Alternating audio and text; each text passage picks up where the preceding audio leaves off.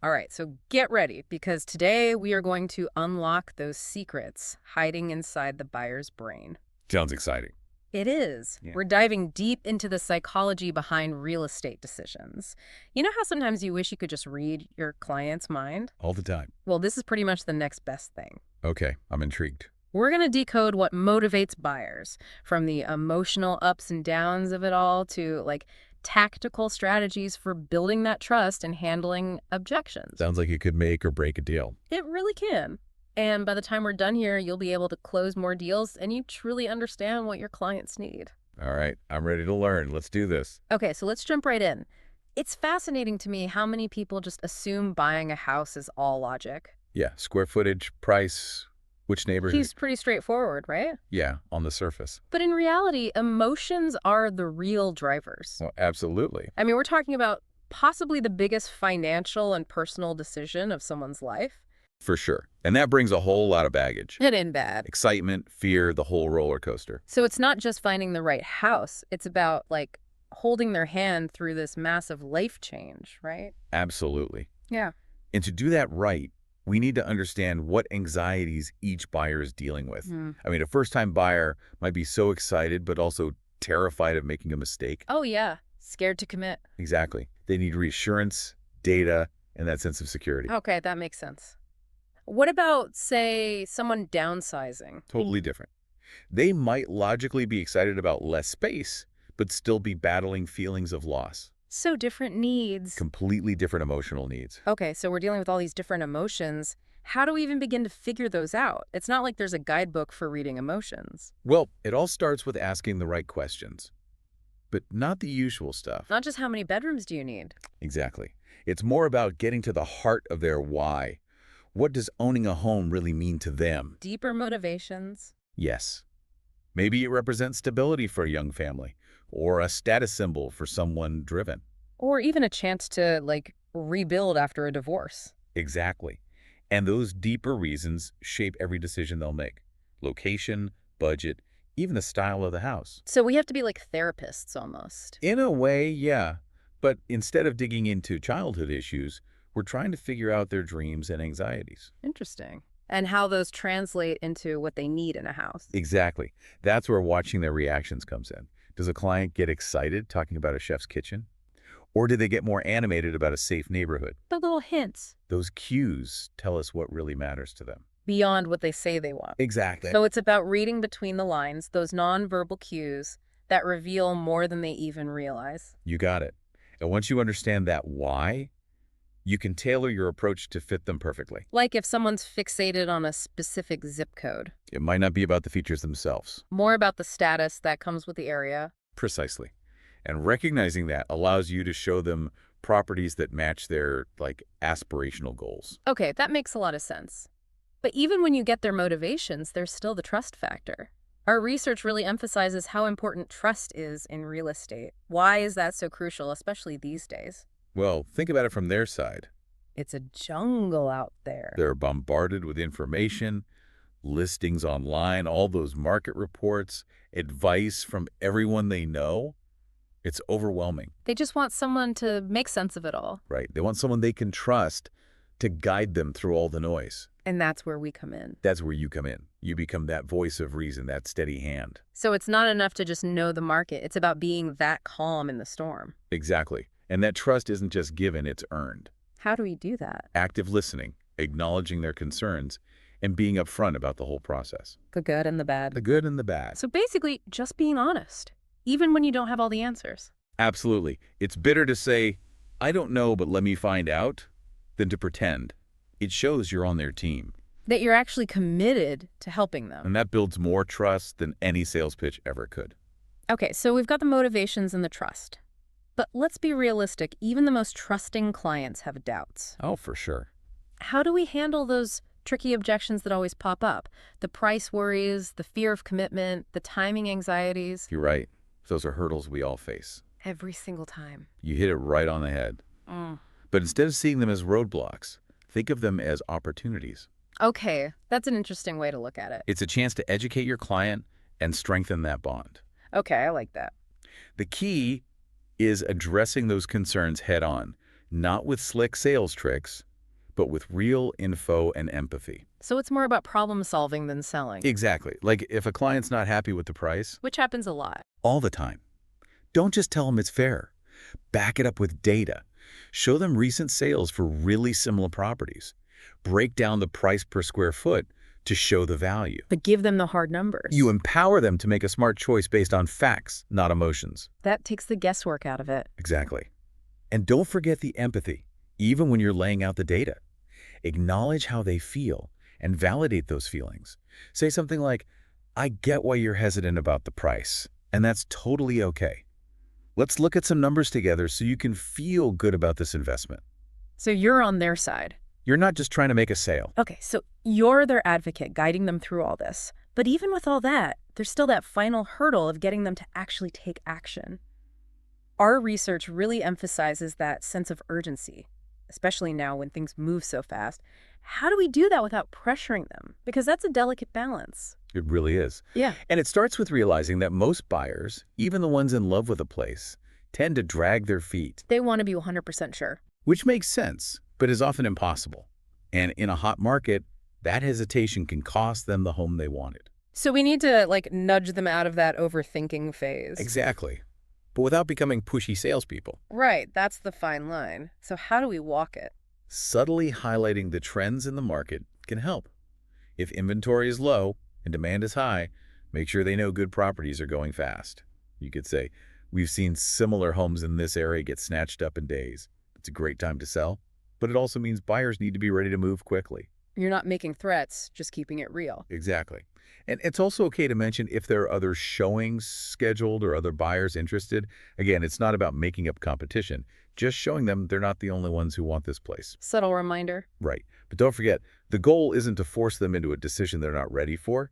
It's about giving them what they need to make a smart choice at the right time. This has been so helpful already. We've covered so much ground, figuring out motivations, building trust, even handling those tough objections.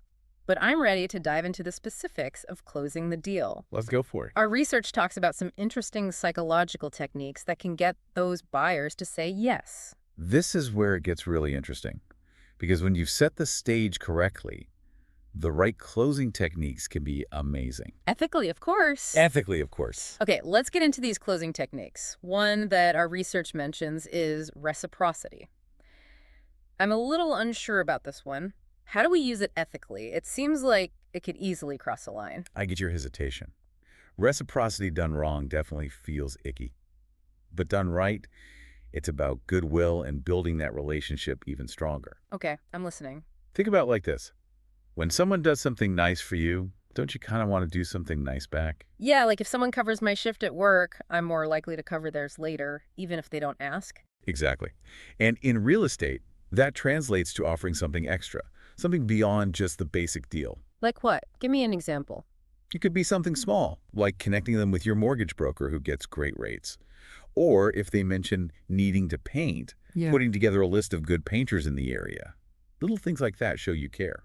So it's not bribing them with gifts or anything? No, not at all. It's about showing you're on their side, looking out for their best interests. Okay, so it builds that partnership feeling. Exactly.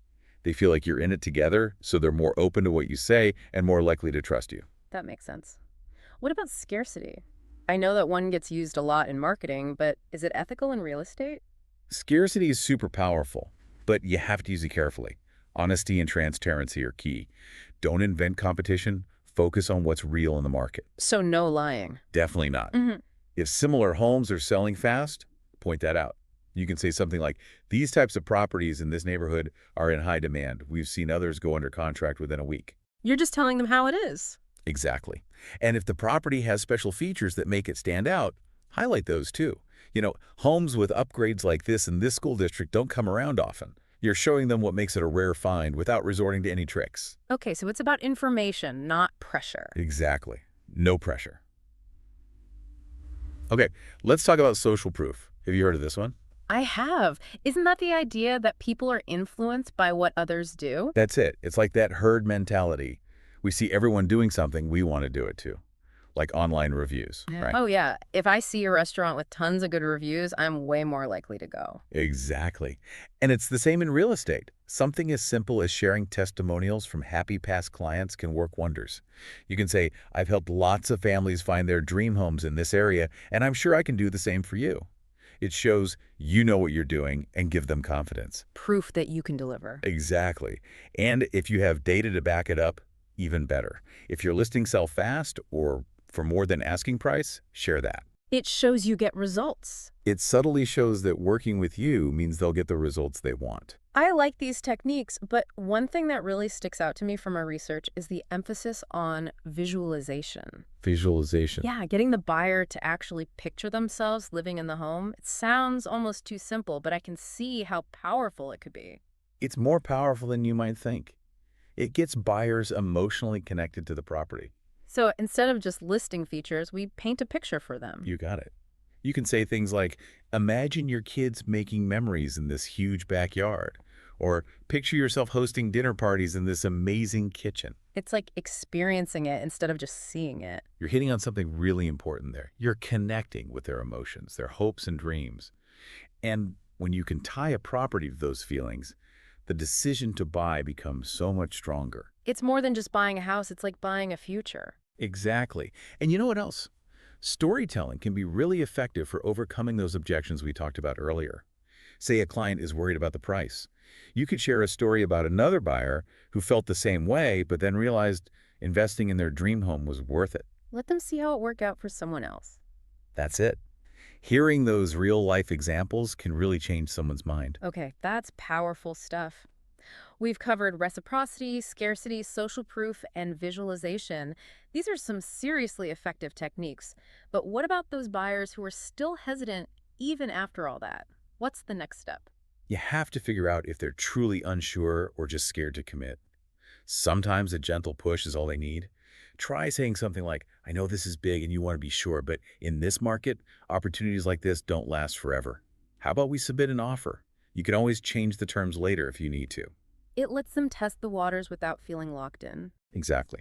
And by this point, you've built that relationship, you get their needs, you've addressed their worries. So just that invitation to take action, even a small one, can be all it takes. You see, you're in it with them. This has been so helpful. We've really gotten into the psychology of closing a deal.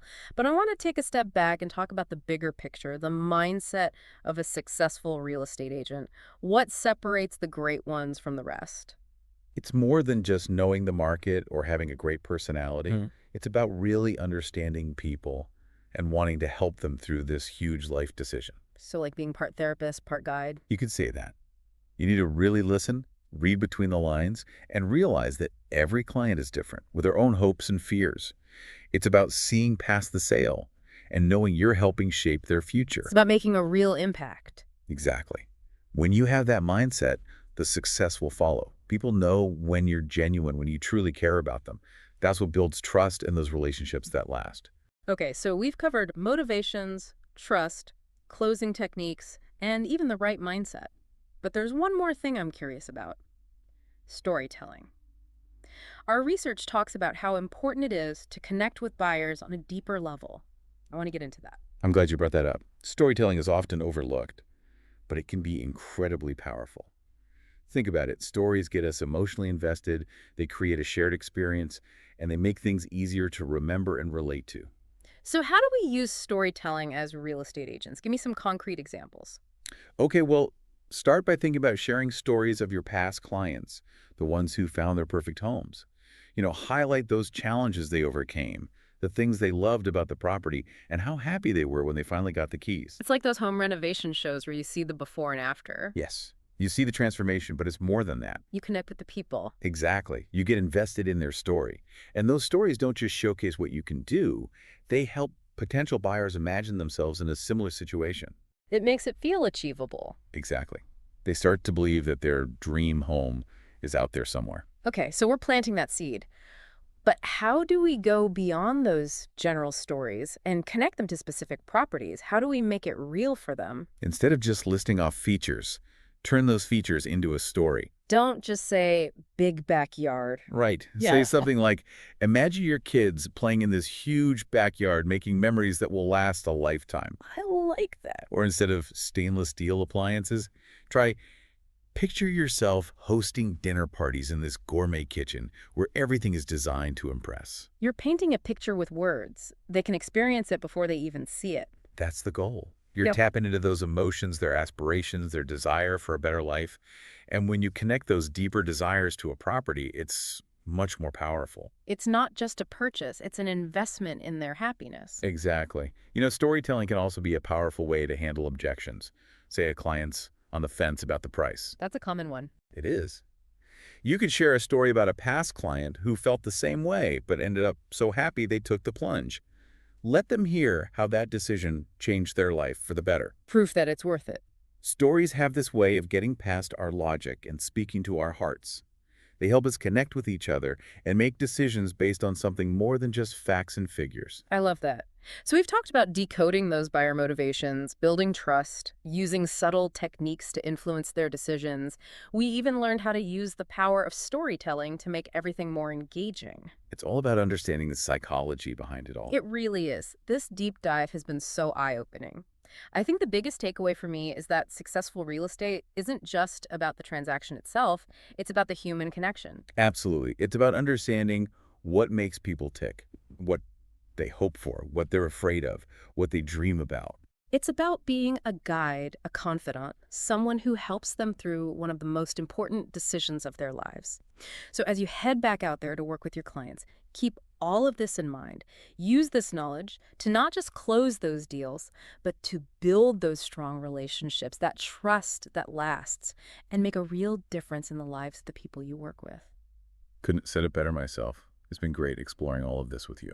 And a huge thank you to all of you listening for joining us on this deep dive. We appreciate you being here and learning along with us. The world of real estate is always changing, and so are the people buying and selling those homes. Keep learning, keep asking questions, and keep refining how you approach those clients. Until next time, happy selling, everyone.